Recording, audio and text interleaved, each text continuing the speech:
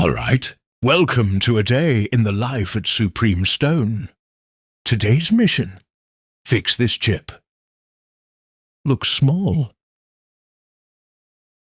But on stone, even a tiny chip can ruin the whole look.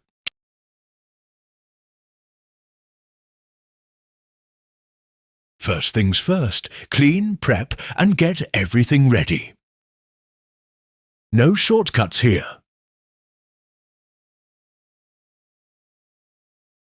This part is half skill, half art.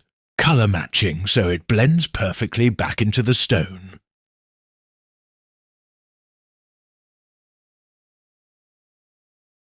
Build it up slowly, let it cure, and shape it back to factory finish. This is where patience pays off. And now the magic, polishing it down so you'd never know it was there. Final reveal.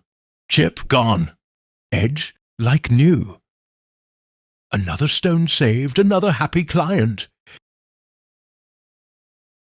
If your benchtop's chipped, scratched or stained, you know who to call.